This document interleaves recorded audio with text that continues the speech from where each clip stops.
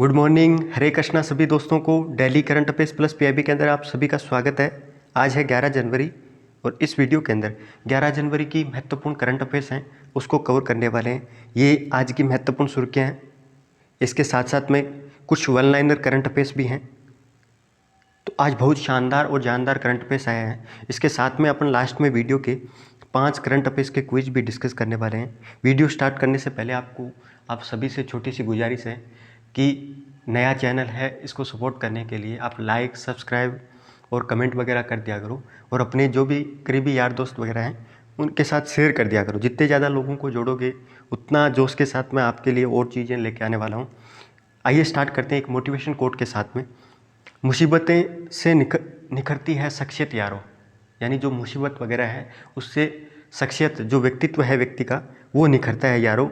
जो चट्टानों से ना उलझे वो झरना किस काम का। जिस तरह एक झरना एक कठोर चट्टान को चीर कर अपना रास्ता बनाता है, वैसे अपने को भी क्या है कि जो मुसीबत आती है लाइफ के अंदर वो एक अपॉर्चुनिटी के रूप में रहती है, अपने को सिखा के जाती है। तो उससे क्या है कि डरना नहीं चाहिए, उसको चीर के निकलना चाहिए। आइए स्टार्ट करते हैं करंट अफेयर्स को। एशियन इंफ्रास्ट्रक्चर इन्वेस्टमेंट बैंक के बारे में बात करते हैं। एशियन इंफ्रास्ट्रक्चर इन्वेस्टमेंट बैंक, इसका क्यों चर्चा के अंदर है? क्योंकि भारतीय रिजर्व बैंक के पूर्व गवर्नर उर्जित पटेल, जो भारत के पूर्व गवर्नर थे जिन्होंने निजी कारणों से इस्तीफा दे दिया था, ये 24वें गवर्नर के रूप में थे। अभी जो वर्तमान में कौन है? शशिकांत दास, ये 25वें गवर्नर के रूप में हैं।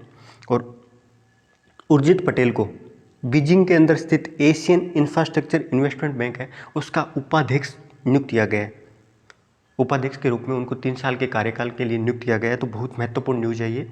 और ये बैंक एक बहुपक्षीय विकास बैंक है। AIIB है, वो एक बहुपक्षीय विकास बैंक है जिसका काम है न केवल एशिया बल्कि एशिया के बाहर भी इंफ्रास्ट्रक्चर क्षेत्र के अंदर इन्वेस्टमेंट करके सामाजिक और आर्थिक परिणाम वगैरह उसमें सुधार करने का काम करती है। कि ग्राउंड लेवल पे कोई भी इंफ्रास्ट्रक्चर का प्रोजेक्ट वगैरह है उसको सस्ती दर पे, सस्ते ब्याज दर पे क्या है कि फाइनेंस करने के लिए इस बैंक से क्या है लोन वगैरह ले सकते हो। और जो प्रोजेक्ट वगैरह है इंफ्रास्ट्रक्चर के, उनको जिस तरह के एक वर्ल्ड बैंक के द्वारा सस्ती दर पे लोन लेके अवसंरचनाएं, परियोजना वगैरह है उसको क्या है कि सपोर्ट करती है, वैसे भी क्या है कि AIIB है भी इस तरह का काम करती है। न केवल एशिया और एशिया के बाहर भी करती है। ये चीज़ भी आप याद रखना। जब इसकी स्थापना हुई थी, इसकी स्थापना कब हुई थी? 2015 के अंदर एशियन इंफ्रास्ट्रक्चर इन्वेस्टमेंट बैंक की स्थापना हुई थी। और जब स्थापना के समय इसमें 57 संस्थापक सदस्यों के द्वारा समझौता करके इस बैंक की स्थापना की गई थी। इसका मुख्यालय कहाँ पे? बीजिंग के अंदर। ये कन्फ्यूज करता है क्योंकि जो ब्रिक्स बैंक है उसका मुख्यालय कहाँ पे? संघाई शहर के अंदर। तो ये चीज़ भाई आप याद रखना। 2015 में इसकी स्थापना हुई थी। वर्तमान के अंदर इसके अंदर 100 से अधिक सदस्य हैं। कितने सदस्य हैं? 100 से अधिक सदस्य हैं। ये चीज़ भी आप याद रखना। और भारत इस बैंक के अंदर चीन के बाद में सबसे ज़्यादा वोटिंग राइट्स या शेयरधारक है।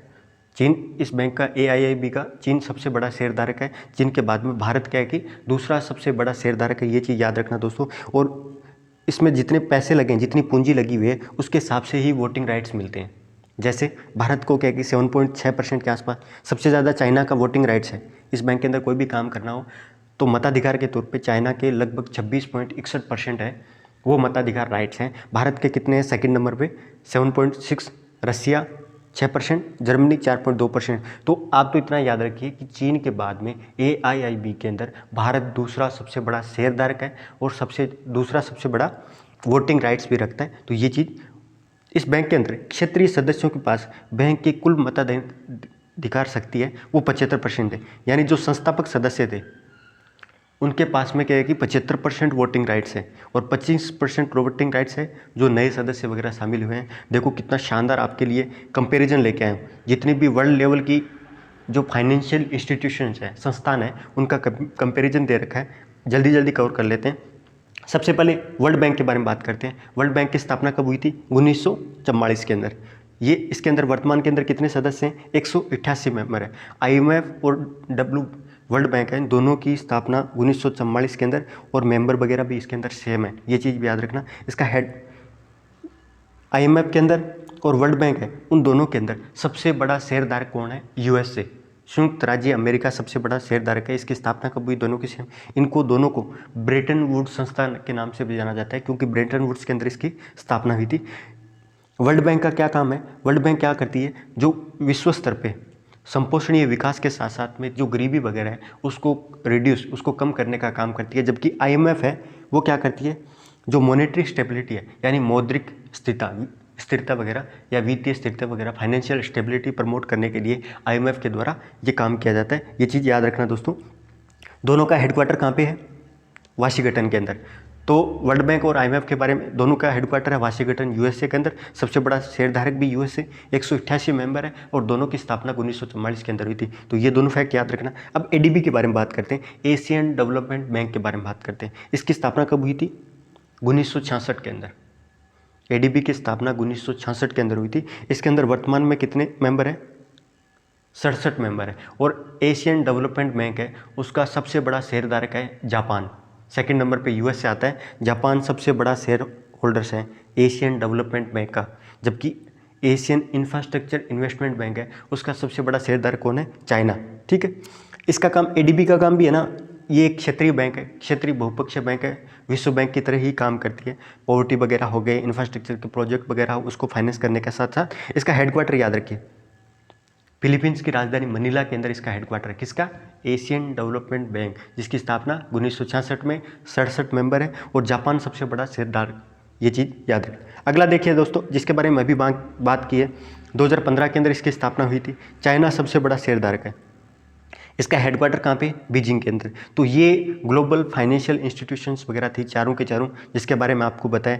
जो AIIB है और ADB है, ये दोनों की दोनों वर्ल्ड बैंक की तरह है, जो गरीबी वगैरह कम करने का काम करती है। आर्थिक सामाजिक क्षेत्र के अंदर ये सहायता वगैरह प्रदान करके ये काम करती है। ठीक है, तो ये चीज़ आप याद रखना। अगला दोस्तों, वीर बाल दिवस के बारे में बात करते हैं। हाल ही के अंदर PM मोदी के द्वारा गुरु गोविंद सिंह के पुत्रों की याद के अंदर 26 दिसंबर को वीर बाल दिवस मनाने का निर्णय किया है। सरकार के द्वारा एक फैसला किया गया है कि गुरु गोविंद सिंह के जो 4 बेटे थे उनको याद करने के लिए, उनको सम्मान वगैरह देने के लिए 26 दिसंबर को वीर बाल दिवस है वो मनाने का सरकार के द्वारा फैसला किया गया है। गुरु गोविंद सिंह के 4 बेटे कौन कौन से थे? एक तो साहिबजादा अजीत सिंह, एक साहिबजादा जुझार सिंह, जोरावर सिंह और फतेह सिंह। इन चारों की हत्याएं वगैरह हैं वो मुगलों के द्वारा इनकी हत्या कर दी गई थी और बहुत छोटी उम्र के अंदर, लगभग 9-10 साल की उम्र के अंदर चारों बेटों की क्या है कि गुरु गोविंद सिंह की हत्या वगैरह कर दी गई थी। तो उन्हीं को सम्मान देने के लिए 26 दिसंबर को वीर बाल दिवस के रूप में मनाया जाएगा। नेक्स्ट दोस्तों, थोड़ा सा गुरु गोविंद सिंह जी के बारे में जान लेते हैं। ये सिखों के 10वें गुरु के रूप में थे।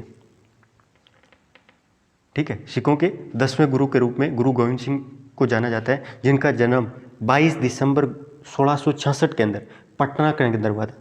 पटना बिहार है, वहाँ पे गुरु गोविंद सिंह का जन्म हुआ था। कब? 1666 के अंदर। ये चीज़ याद रखना। इनके जो पिता का नाम गुरु तेग बहादुर थे, जो सिखों के 9वें गुरु के रूप में थे। और उनके निधन के बाद में 9 साल की उम्र के अंदर ही क्या है कि ये सिखों के 10वें गुरु के रूप में बन गए थे, गुरु गोविंद सिंह। ठीक है, इनका जन्म कहाँ पे हुआ? पटना बिहार के अंदर। इनके द्वारा खालसा की स्थापना की गई, या 5 के खालसा जो सिद्धांत वगैरह हैं उनकी स्थापना गुरु गोविंद सिंह जी के द्वारा की गई थी। और इनकी मृत्यु औरंगजेब की मृत्यु के 1 साल बाद में 1708 के अंदर गुरु गोविंद सिंह की भी हत्या वगैरह है वो मुगल हत्यारों के द्वारा हत्या कर दी गई थी। तो ये गोविंद सिंह जी के बारे में आप थोड़ा सा याद रखना, फैक्ट वगैरह एग्जाम के लिए। अगला दोस्तों, मेकाधातु डैम इश्यू के बारे में बात करते हैं। मेकाधातु जो बांध परियोजना है वो बहुत ज़्यादा विवाद वगैरह के अंदर चल रही है, खासतौर से कर्नाटक और तमिलनाडु के अंदर। अभी क्या है कि सुप्रीम कोर्ट के अंदर तमिलनाडु सरकार के द्वारा कावेरी जल पर अपने अधिकारों की रक्षा करने के लिए, क्योंकि मेकाधातु जो डैम है वो कावेरी नदी पे बन रहा है, और अपने अधिकारों की रक्षा करने के लिए सुप्रीम कोर्ट का दरवाजा खटखटाया। किसने? तमिलनाडु के द्वारा। मामला क्या है दोस्तों कि कर्नाटक इस परियोजना के माध्यम से बेंगलुरु के अंदर क्या है कि पानी, भारत की एक मेजर सिटी है जहाँ पे क्या कि सबसे ज़्यादा पानी की किल्लत का सामना करना पड़ रहा है, और वहाँ पानी की आपूर्ति करने के लिए कर्नाटक के द्वारा मेकाधातु परियोजना उसकी स्थापना कर रहा है। लेकिन तमिलनाडु के द्वारा उसका लगातार विरोध किया जा रहा है, क्योंकि ये अंतर्राज्यीय अधिनियम 1956 के अंतर्गत ये परियोजना है, जिसके अंदर यदि 2 राज्यों के बीच में कोई परियोजना वगैरह है तो उसकी परमिशन वगैरह है वो बोर्ड से लेनी पड़ती है। जो इंटरस्टेट बोर्ड है, कावेरी बोर्ड गठित किया गया है। कौन सा? कावेरी जल प्रबंधन प्राधिकरण। तो उसके सामने क्या है कि उसके परमिशन वगैरह लेनी पड़ती है। केंद्र सरकार वगैरह, सुप्रीम कोर्ट वगैरह कुछ ही नहीं कर सकती इसके अंदर। तो ये चीज़ याद रखना। तमिलनाडु के द्वारा क्या कर रहा है, कर्नाटक के द्वारा एक जलाशय बनाने का विरोध किया जा रहा है, और केंद्र ने क्या कहा है कि यदि ये परियोजना वगैरह है, यदि कर्नाटक को पूरी करनी है तो उसको कावेरी जल प्रबंधन प्राधिकरण है उसकी मंजूरी की आवश्यकता है। लेकिन कर्नाटक के द्वारा बार बार डीपीआर, जो डिटेल प्रोजेक्ट रिपोर्ट है, वो रखने के पर तमिलनाडु के द्वारा उस रिपोर्ट को मंजूरी वगैरह नहीं दिया जा रहा है। तो इसकी वजह से ये प्रोजेक्ट है वो ठंडे बस्ते में जा रहा है। ये आप थोड़ा मैप के माध्यम से देख सकते हो। कुछ क्या है कि एक तो कृष्णा सागर क्या है कि कृष्णा राजा सागर बांध है, वो कौन सी नदी पे, तो कावेरी नदी पे। याद रखना ये कर्नाटक के अंदर है। कृष्णा राजा सागर बांध कहाँ पे बना हुआ है, ये बेंगलोर सिटी है, याद रख सकते हो, ठीक है। और यहाँ पे मेट्यूर डैम है, ये भी क्या है कि कावेरी नदी पे। मेट्यूर और कृष्णा राजा बांध है, वो दोनों के दोनों कावेरी नदी पे है। और यहाँ पे क्या है कि इसका बांध वगैरह बनाने की कर्नाटक के द्वारा, ये कावेरी नदी है जो कहाँ पे गिरती है, नागपट्टनम बंगाल की खाड़ी के अंदर जाके गिरती है, ठीक है। तो कर्नाटक के अंदर यहाँ पे कावेरी नदी का उद्गम कहाँ से होता है, कर्नाटक की ब्रह्मगिरी पहाड़ियों से। ये चीज़ भी आप याद रखना, कर्नाटक की ब्रह्मगिरी पहाड़ियों से क्या है कि कावेरी नदी का उद्गम होता है। और जो मेकादातु प्रोजेक्ट है, यहाँ देख सकते हो, देखो कावेरी नदी यहाँ से निकल रही है और ये बेंगलोर के जस्ट पास में मेकादातु डैम है, वहाँ का निर्माण किया जा रहा है, ठीक है।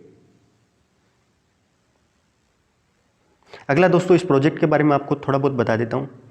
मेकादातु क्या है, एक बहुउद्देशीय परियोजना है। बहुउद्देशीय परियोजना यानी पीने के पानी के साथ साथ इस परियोजना के माध्यम से बिजली का उत्पादन भी किया जाएगा। इसमें कर्नाटक के रामनगर जिले के अंदर, कहाँ पे, कर्नाटक के अंदर, ये जिला वगैरह याद मत रखिए, ये तो याद रखिए बस, कर्नाटक के अंदर कावेरी नदी पे मेकादातु डैम है वो बनाया जा रहा है। ये एक संतुलन जलाशय के तौर पे रहेगा।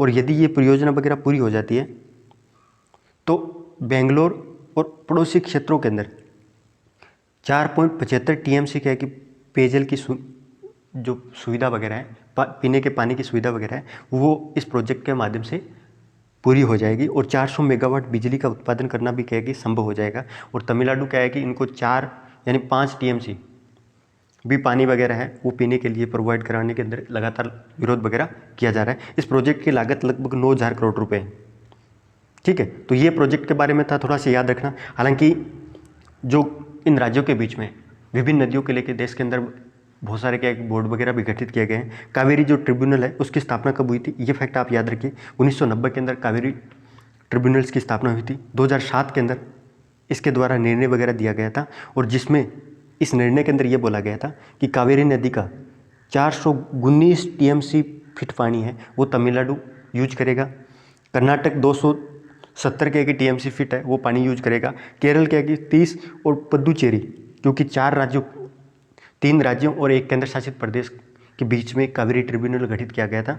और सारा का जो डिसीजंस वगैरह हैं 2007 के अंदर दिया था। और अभी क्या है कि वर्तमान में इसी पैटर्न को फॉलो किया जा रहा है, और इसी के लिए एक कावेरी जल प्रबंधन प्राधिकरण है उसकी भी स्थापना की गई थी। नेक्स्ट दोस्तों, घड़ियाल के बारे में बात करते हैं।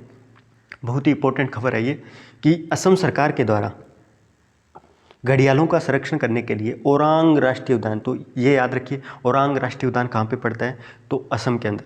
वहाँ पे घड़ियालों के संरक्षण के लिए मौजूदा इसका आकार से 3 गुना अधिक विस्तृत करने को लेके प्रारंभिक अधिसूचना जारी की। यानी जो ओरांग राष्ट्रीय उद्यान है उसमें घड़ियालों का संरक्षण करने के लिए उसका जो क्षेत्रफल है उसको बढ़ाया जा रहा है, उसको 3 गुना ज़्यादा आकार के अंदर नेशनल पार्क है उसको बढ़ाया जा रहा है असम सरकार के द्वारा। तो ये चीज़ है। अब आपको भारत के अंदर मगरमच्छ है, उनकी कितनी प्रजाति पाई जाती है, 3 प्रजातियां पाई जाती है दोस्तों। कौन कौन सी, पहले तो घड़ियाल है जिसका वैज्ञानिक नाम ये है, ज़्यादा याद रखना नहीं, लेकिन IUCN की रेड लिस्ट के हिसाब से ये गंभीर रूप से संकटग्रस्त सूची के अंदर आती है, क्रिटिकल इंडेंजर्ड सूची के अंदर आती है घड़ियाल, जिसके बारे में अभी पढ़ रहे हैं, ठीक है। दूसरा मगर आता है जो वनरेबल कैटेगरी के अंदर आता है। ये दोनों मीठे पानी के, घड़ियाल और मगर दोनों मीठे पानी के सरीसृप की प्रजाति है, जबकि खारे पानी के जो मगरमच्छ है वो IUCN की रेड लिस्ट के अंदर कम चिंतनीय यानी इंडेंजर्ड श्रेणी के अंदर आता है। तो ये चीज़ याद रखना दोस्तों। घड़ियाल है वो क्रिटिकल इंडेंजर्ड के अंदर, मगर है वो वनरेबल कैटेगरी के अंदर IUCN की, और खारे पानी के जो मगरमच्छ है वो कम चिंतनीय श्रेणी के अंदर आता है। तो ये आप फैक्ट वगैरह रट लीजिए। एक तो ये घड़ियाल है, जिसका ये थुथुन वगैरह है जो पतला सा रहता है, आपको इमेज वगैरह थोड़ी सी याद रह जाए। नेक्स्ट दोस्तों, इसके बारे में ये जो तीनों प्रजातियाँ हैं, घड़ियाल की तीनों प्रजातियाँ भारत के अंदर, ये तीनों के तीनों साइट्स के परिशिष्ट के अंदर फर्स्ट के अंदर आता है। साइट भी क्या है कि जीव जंतु और पादप वगैरह है, उनको संरक्षण के लिए एक समझौता हुआ था 1975 के अंदर, जिसको वाशिंगटन समझौते के नाम से भी जाना जाता है। उसकी अनुसूची है, जैसे IUCN की अनुसूची जारी करता है वैसे इसकी भी क्या है अनुसूची है, और उसके परिशिष्ट 1 के अंदर आता है। और भारत का जो 1972 का एक्ट है, वन्य जीव संरक्षण अधिनियम, उसके अंतर्गत भी अनुसूची 1 के अंदर आता है भारत के अंदर तीनों पाई जाने वाली मगरमच्छ की प्रजातियाँ। तो ये चीज़ याद रखना। भारत में जो घड़ियाल है, अभी घड़ियाल के बारे में बात कर रहे हैं, उसकी प्राथमिक आवास यानी मेन कहाँ पे पाया जाता है? चंबल नदी के अंदर, जो यमुना की सहायक नदी है, जहाँ पे चंबल अभयारण्य भी बना हुआ है। तो ये चीज़ याद रखना, प्राथमिक आवास घड़ियालों का कहाँ पे है? चंबल नदी। जबकि माध्यमिक आवास कहीं कहाँ देखने को मिलता है? घाघरा नदी, गंडक नदी, गिरवा नदी, रामगंगा नदी और सोन नदी। ये पांचों नदियाँ रट लीजिए, घाघरा, गंडक, गिरवा, रामगंगा और सोन नदी, जहाँ पे घड़ियाल वगैरह है वो माध्यमिक अवकाश के रूप में, आवास के रूप में, यानी कम वहाँ पे प्रजातियाँ वगैरह पाई जाती है, लेकिन इतना ज़्यादा क्या है कि बड़े स्तर पे नहीं पाई जाती। घड़ियालों के संरक्षण करने के लिए भारत के अंदर 2 जगह प्रयास हुए थे। एक तो उत्तर प्रदेश के कुकरेल घड़ियाल पुनर्वास के अंदर, कुकरेल घड़ियाल पुनर्वास के अंदर कहाँ पे है? उत्तर प्रदेश के अंदर। दूसरा राष्ट्रीय चंबल अभयारण्य, जिसको घड़ियालों का इको पार्क के रूप में भी जाना जाता है, वहाँ पे भारत सरकार के द्वारा 2 संरक्षण के लिए प्रयास किए गए और असम के द्वारा भी प्रयास किया जा रहा है। अभी ओरांग राष्ट्रीय उद्यान के बारे में बात करते हैं। कहाँ पे पड़ता है? असम के अंदर। इसको राजीव गांधी ओरांग राष्ट्रीय उद्यान के नाम से भी जाना जाता है। राजीव गांधी ओरांग राष्ट्रीय उद्यान के नाम से जाना जाता है, ये चीज़ याद रखना। ये भारत का 49वां 49 टाइगर रिजर्व में से एक था। अभी कितने टाइगर रिजर्व हैं भारत के अंदर? 33। जो गुरु घासीदास है छत्तीसगढ़ के अंदर, वो भारत का 53वां 53 नेशनल टाइगर रिजर्व है। ठीक है, तो ये चीज़ याद रखना। काजीरंगा राष्ट्रीय उद्यान का छोटा रूप के नाम से भी जाना जाता है। इसको IUCN की साइट के नाम से भी जाना जाता है। ओरांग राष्ट्रीय उद्यान है, उसको काजीरंगा राष्ट्रीय उद्यान, ये भी असम के अंदर पड़ता है। उसके छोटे रूप में, यानी सेम की सेम सिचुएशंस, जलवायु वगैरह होगी, वनस्पति वगैरह होगी और जीव जंतु वगैरह है, वो इसके अंदर पाए जाते हैं। ये चीज़ याद रखना। और ब्रह्मपुत्र नदी के उत्तरी तट पर गेंडों का एकमात्र राष्ट्रीय उद्यान है। गेंडा जो हैं उनकी ब्रह्मपुत्र नदी के उत्तरी तट पे एकमात्र राष्ट्रीय उद्यान है। ये चीज़ भी आप याद रखना। अब असम के अंदर कुछ प्रमुख नेशनल पार्क है, वो रट लीजिए दोस्तों। असम वगैरह के अंदर बहुत ज़्यादा जब भी क्वेश्चंस वगैरह आता है, ज़्यादातर क्या पूर्वोत्तर भारत के नेशनल पार्क से रहता है। ठीक है, तो डिब्रू सिखावा राष्ट्रीय उद्यान है, वो भी असम के अंदर पाया जाता है। मानस राष्ट्रीय उद्यान है, वो भी असम के अंदर है। नामेरी राष्ट्रीय उद्यान, काजीरंगा राष्ट्रीय उद्यान, देहिंग पटगाई और रायमोना राष्ट्रीय उद्यान और बरनाडी वन्यजीव, तो ये सारे के सारे हैं। आप वीडियो को रोक के इनको नोट कर लीजिए। ये सारे के सारे असम के अंदर पाए जाते हैं। आपको मैप के माध्यम से दिखा देता हूँ।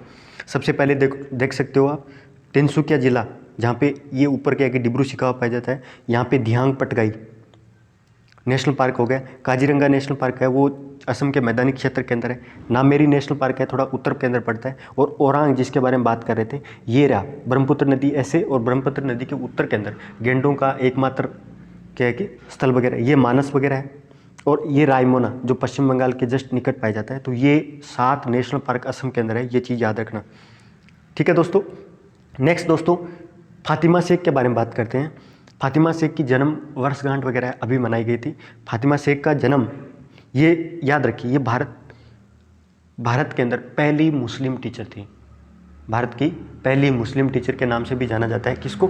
फातिमा शेख को, जिनका जन्म 1831 के अंदर पुणे के अंदर हुआ था। 9 जनवरी 1831 के अंदर फातिमा शेख का जन्म पुणे के अंदर हुआ था। और ये अभी इनकी जन्म वर्षगांठ है वो मनाई गई थी 9 जनवरी को। और ये शिक्षक और समाज सुधारक जो ज्योतिबा फुले थे और उनकी पत्नी सावित्रीबाई फुले थे। ज्योतिबा फुले का एक संगठन है, याद रखना, सत्यशोधक समाज। सत्यशोधक समाज याद रखिए। एक गुलामगिरी उनकी बुक थी, तो ये भी आप याद रखिए। तो फातिमा शेख के द्वारा समाज सुधारक ज्योतिबा फुले और उनकी पत्नी सावित्रीबाई फुले के साथ में सहयोग के रूप में काम किया था शिक्षा के क्षेत्र में। खासतौर से क्या कि महिलाओं की जो शिक्षा वगैरह है उसके क्षेत्र में फातिमा शेख के द्वारा महत्वपूर्ण कार्य वगैरह किए गए थे। और ये भारत की पहली मुस्लिम टीचर थी, भारत की पहली मुस्लिम टीचर थी। और इनके द्वारा 1848 के अंदर ज्योतिबा फुले के साथ में मिलकर स्वदेशी पुस्तकालय की सह स्थापना की गई थी। इनके द्वारा क्या है कि स्वदेशी पुस्तकालय की स्थापना कब की गई थी? 1848 के अंदर, पुणे के अंदर। और जो लड़कियों के लिए भारत के पहले स्कूलों में से एक था। भारत के अंदर लड़कियों के लिए पहला स्कूल स्थापित किया गया था 1848 के अंदर ही। और उसी टाइम एक स्वदेशी पुस्तकालय की भी स्थापना की गई थी। ये भारत की पहली मुस्लिम टीचर है, तो ये फैक्ट वगैरह आप याद रखिए। नेक्स्ट दोस्तों, निर्भया कड़ी अभियान के बारे में बात करते हैं। ये क्यों न्यूज के अंदर है? क्योंकि हाल ही के अंदर उड़ीसा का गंजम जिला खुद को बाल विवाह मुक्त जिला घोषित किया, यानी जो चाइल्ड मैरिज है उससे मुक्त जिला घोषित किया गया। किसको? उड़ीसा के गंजम जिले को। और वहाँ पे एक निर्भया कड़ी अभियान चलाया गया था। निर्भया कड़ी अभियान के माध्यम से जिला प्रशासन ने 2 साल के अंदर अंदर 450 बाल विवाह और वीडियो रिकॉर्डिंग के 48,000 जितने भी विवाह हुए हैं 2 साल के अंदर इस जिले के अंदर, वो तो वहाँ के वीडियो रिकॉर्ड वगैरह करवा के बाल विवाह से क्या रोकने का प्रयास जिला प्रशासन के द्वारा किया गया था। और याद रखिए दोस्तों, निर्भया कड़ी अभियान के माध्यम से पहला स्टार्टअप इंडिया नवाचार सप्ताह, भारत का पहला स्टार्टअप इंडिया नवाचार सप्ताह वगैरह हाल ही के अंदर 10 जनवरी से 16 जनवरी के बीच में उद्योग संवर्धन और आंतरिक व्यापार विभाग यानी DPIIT, ये वाणिज्यिक मंत्रालय के अंतर्गत आता है। इस विभाग के द्वारा 10 जनवरी से लेकर 16 जनवरी तक भारत का पहला स्टार्टअप इंडिया नवाचार सप्ताह वगैरह है, उसका आयोजन किया जा रहा है। तो ये चीज़ भी याद रखना। दूसरा दोस्तों, एक ये फैक्ट वगैरह भी आप नवाचार स्टार्टअप क्षेत्र के अंदर याद रखना कि विश्व के अंदर तीसरे सबसे बड़े स्टार्टअप पारितंत्र के साथ में भारत ने वैश्विक नवाचार केंद्र के रूप में है। क्योंकि भारत के अंदर क्या है कि तीसरे नंबर पे सबसे ज़्यादा स्टार्टअप वगैरह है वो भारत के अंदर पाए जाते हैं। तो ये फैक्ट भी यहाँ पे याद रखना। अगला दोस्तों, मिट्टी क्रांति या शहद क्रांति के बारे में बात करते हैं। मिट्टी या शहद क्रांति ये क्यों न्यूज़ के अंदर है? क्योंकि हाल ही के अंदर खादी एवं ग्राम उद्योग के द्वारा KVIC के द्वारा उत्तर प्रदेश के एक गांव के अंदर देश की पहली मोबाइल हनी प्रोसेसिंग वैन वगैरह है वो लॉन्च की गई। क्या लॉन्च किया गया है? उत्तर प्रदेश के एक गांव के अंदर देश के पहली मोबाइल हनी प्रोसेसिंग वैन, एक वैन का प्रोसेसिंग वैन रहेगी जिसके अंदर पूरा का पूरा सिस्टम लगा रहेगा शहद के लिए। ठीक है, तो ये किसके द्वारा लॉन्च किया गया? खादी एवं ग्राम उद्योग के द्वारा। मिट्टी क्रांति के अंतर्गत भारत सरकार के द्वारा मधुमक्खी पालन वगैरह है उसको बढ़ावा देने के लिए एक महत्वाकांक्षी पहल स्टार्ट की गई थी, जिसका नाम क्या है? मिट्टी क्रांति, जो बी कीपिंग के नाम से भी जाना जाता है, मधुमक्खी पालन के नाम से भी जाना जाता है। और सरकार के द्वारा 2020 के अंदर कौन से मिनिस्ट्री के द्वारा, मिनिस्ट्री याद कर लीजिए, जो मिट्टी क्रांति है उसको बढ़ावा देने के लिए कृषि किसान कल्याण मंत्रालय यानी कृषि मंत्रालय के द्वारा, एग्रीकल्चर मिनिस्ट्री के द्वारा ये योजना वगैरह है वो लागू की जा रही है। कब आई थी ये? 2020 के अंदर। तो मिट्टी क्रांति यानी कृषि मंत्रालय। ठीक है, अब आपको KVIC के बारे में बताता हूँ, खादी एवं ग्राम उद्योग के बारे में बताता हूँ। ये आयोग खादी एवं ग्राम उद्योग अधिनियम 1956 के तहत स्थापित एक सांविधिक निकाय है, यानी स्टैट्यूटरी बॉडी है। ये फैक्ट आप रट लीजिए। इसकी स्थापना कब हुई थी? ये क्योंकि ये ग्रामीण क्षेत्र के अंदर महत्वपूर्ण काम करता है। तो खादी एवं ग्राम उद्योग आयोग अधिनियम 1956 के अंदर इसकी स्थापना हुई थी। ये एक सांविधिक निकाय है, कानून के माध्यम से स्थापित निकाय है। और ये कौन से मिनिस्ट्री के अंतर्गत आता है? MSME मंत्रालय के अंतर्गत आता है, यानी सूक्ष्म micro small medium enterprise ministry है उसके अंतर्गत आता है। सूक्ष्म लघु मध्यम उद्यम मंत्रालय के अंतर्गत KVIC आता है। याद रखना दोस्तों, इसका काम क्या है? जिसके नाम से पता चल रहा है, खादी एवं ग्राम उद्योग, यानी ग्रामीण क्षेत्रों के अंदर खादी और ग्राम उद्योगों की स्थापना करना, उसके विकास के लिए योजनाएं बनाना और उसका मार्केटिंग वगैरह, उसको प्रचार प्रसार करना और सुविधा वगैरह सहायता वगैरह प्रदान करने का काम इस आयोग के द्वारा किया जाता है। नेक्स्ट दोस्तों, IAC विक्रांत के बारे में बात करते हैं। IAC विक्रांत के बारे में बात करते हैं। ये भारत में निर्मित पहला विमान वाहक युद्धपोत है, यानी जो भारत के विमान वगैरह है उनको ले जाने के लिए एक तरह का विमान वाहक युद्धपोत है। ठीक है, जिसका निर्माण कहाँ पे हुआ था? कोचीन शिपयार्ड के अंदर। कहाँ पे पड़ता है? केरल के अंदर। तो उसके द्वारा विक्रांत श्रेणी के अंदर निर्मित भारत का पहला विमान वाहक पोत है। याद रखना दोस्तों, इसके माध्यम से लड़ाकू जेट और हेलीकॉप्टर सहित 30 मिश्रित विमानों को ले जाने के अंदर सक्षम है। एक तरह का क्या है कि टेक ऑफ की भी फैसिलिटी वगैरह प्रदान करता है। इसके अलावा क्या है कि ये 30 विमानों को एक साथ ले जा सकता है समुद्र के अंदर। तो ये एक विमान वाहक पोत है। तो ये चीज़ आप याद रखना। इसको IAC फर्स्ट के नाम से भी जाना जाता है। अगला दोस्तों, स्कॉच पुरस्कार के बारे में बात करते हैं। ये पुरस्कार क्यों न्यूज के अंदर है? क्योंकि उड़ीसा के अंदर, उड़ीसा का एक अभियान है जिसका नाम क्या है, परवरिश।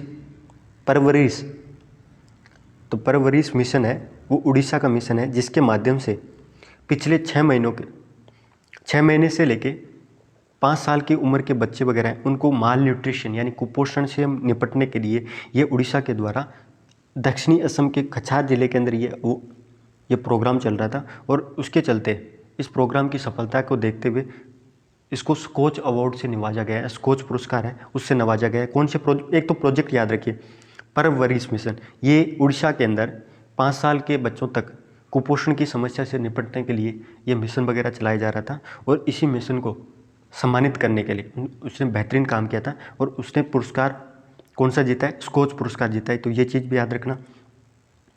2020 के अंदर ये जो परवरिश मिशन है वो एक पोषण माह के रूप में स्टार्ट हुआ था। तो ये फैक्ट भी आप याद रखना सकते हो। और मुख्य उद्देश्य क्या है, जो गरीबी रेखा से नीचे कुपोषित बच्चे वगैरह हैं उनको सामाजिक आर्थिक रूप से उनकी मदद वगैरह करके उनको कुपोषण से बाहर किया जाए। तो स्कोच अवार्ड किसने जीता है, उड़ीसा ने। ठीक है, अगला दोस्तों 5 करंट अफेयर्स के क्विज है वो जल्दी जल्दी डिस्कस कर लेते हैं। सबसे पहला क्वेश्चन क्या है, स्वच्छ भारत मिशन ग्रामीण चरण सेकंड के अंतर्गत 31 दिसंबर 2021 तक सबसे अधिक शौच मुक्त गांवों की सूची वाला कौन सा राज्य देश में पहले स्थान पे है, यानी ODF free, open defecation free गांवों की सूची के अंदर मामले में सबसे पहले नंबर पे है। तो सबसे ज़्यादा गांव हैं वो खुले शौच मुक्त किए गए हैं तेलंगाना के द्वारा। ये देश के अंदर टॉप के अंदर है 31 दिसंबर 2021 तक। कौन से मिशन के तहत, स्वच्छ भारत मिशन ग्रामीण के अंतर्गत चरण सेकंड के अंदर। ठीक है, अगला देखिए दोस्तों, राष्ट्रीय स्वास्थ्य मिशन असम ने निम्नलिखित में से किस सहयोग से जनवरी 2022 के अंदर निरामय परियोजना स्टार्ट की है, यानी असम के द्वारा एक निरामय परियोजना स्टार्ट की गई है जो असम सरकार के द्वारा राष्ट्रीय स्वास्थ्य मिशन के साथ में, यानी स्वास्थ्य क्षेत्र की ये योजना है, याद रखिए। ये किसके साथ में मिलकर की है, पिरामल स्वास्थ्य और सिस्को कंपनी के साथ में मिलकर असम ने की है। इसका आंसर क्या होगा, डी। पिरामल स्वास्थ्य और सिस्को कंपनी के साथ में मिलकर असम के द्वारा निरामय परियोजना की स्टार्ट की है। तो ये चीज़ आप याद रखें। कुछ क्या है कि जो स्टेट की कुछ प्रोजेक्ट हो गया, कुछ योजना वगैरह है जो बहुत ज़्यादा इंपॉर्टेंस रहती है तो वो एग्जाम के अंदर आ जाती है। अगला देखिए दोस्तों, निम्नलिखित में से किस दूरबीन ने 8 जनवरी 2022 को अपना पहला 2 सप्ताह वगैरह परियोजना वगैरह है उसका चरण पूरा किया है। तो जेम्स वेब स्पेस टेलीस्कोप है, ये विश्व की सबसे बड़ी टेलीस्कोप है जो नासा के द्वारा, नासा और कनाडा प्लस क्या है कि यूरोपीय अंतरिक्ष एजेंसी, इन 3 एजेंसियों की मिलकर जेम्स वेब स्पेस टेलीस्कोप है वो पिछले साल यानी दिसंबर के अंदर लॉन्च की गई थी, 24 दिसंबर के आसपास लॉन्च की गई थी हब्बल स्पेस टेलीस्कोप का स्थान लेने के लिए। यानी हब्बल स्पेस टेलीस्कोप थी वो रिटायरमेंट हो गई थी, उसकी जगह जेम्स वेब स्पेस टेलीस्कोप है, इसको लॉन्च किया गया था। तो ये चीज़ आप याद रखना, ठीक है। ये 3 एजेंसियों की थी। अगला देखिए दोस्तों, बहुत ही यूनिक सा क्वेश्चन है कि पाकिस्तान के सर्वोच्च न्यायालय की पहली महिला न्यायाधीश के रूप में किसे नियुक्त किया गया है। ये क्वेश्चन क्या है कि आ जाते हैं, कुछ पर्सनैलिटीज वगैरह, कुछ हस्ती वगैरह है जो न्यूज़ में रहती है तो वो क्वेश्चंस वगैरह आ जाते हैं। जैसे भारत के अंदर आप मेरे को कमेंट बॉक्स में बताना कि भारत के सर्वोच्च न्यायालय सुप्रीम कोर्ट के अंदर पहली महिला न्यायाधीश कौन सी थी, 1989 के आसपास थी, तो आप मेरे को ज़रूर बताना, ठीक है। तो इसका आंसर होगा आयशा मलिक। तो आयशा मलिक पाकिस्तान की महिला है जो सुप्रीम कोर्ट की पहली न्यायाधीश के रूप में चुनी गई है, ठीक है। अगला देखिए दोस्तों, केंद्र और तेलंगाना सरकार के द्वारा जनवरी 2022 में ज़मीनी स्तर पे सेवाओं को वितरण करने के लिए मानव संपर्क है, यानी क्या कि जो सर्विस वगैरह है ग्राउंड लेवल पे डिलीवरी करने के लिए जो ह्यूमन इंटरफेरेंस है उसको कम करने के लिए तकनीकी सहयोग को ज़्यादा से ज़्यादा उपयोग करने की घोषणा कौन सी डिक्लेरेशन के माध्यम से की गई है, केंद्र सरकार और तेलंगाना के द्वारा। जो ग्राउंड लेवल पे जो जितनी भी गवर्नमेंट स्कीम वगैरह रहती है उसकी सर्विस वगैरह है वो उसमें क्या है कि मानव हस्तक्षेप वगैरह है उसको कम किया जाए, जितने ज़्यादा क्या है कि तकनीक का उपयोग किया जा सके। तो इसको हैदराबाद घोषणा के माध्यम से ये केंद्र सरकार और तेलंगाना के बीच में हैदराबाद घोषणा की गई है, किसके लिए, सेवाओं की आपूर्ति के लिए, ठीक है, सेवाओं की आपूर्ति के अंदर तकनीकी उपयोग के लिए। तो ये आज की महत्वपूर्ण करंट अफेयर्स और उसके साथ में 5 क्विज वगैरह थी और मुझे आज की करंट अफेयर्स बहुत शानदार वगैरह लगी है। और आप सभी से रिक्वेस्ट है दोस्तों, आप लगातार जुड़े हो उसके लिए आप सबसे पहले धन्यवाद। और इसको ज़्यादा से ज़्यादा आप शेयर कर दो, सब्सक्राइब करवा दो और ज़्यादा से ज़्यादा क्या है कि लोगों के क्या है शेयर वगैरह कर दिया। ठीक है, धन्यवाद।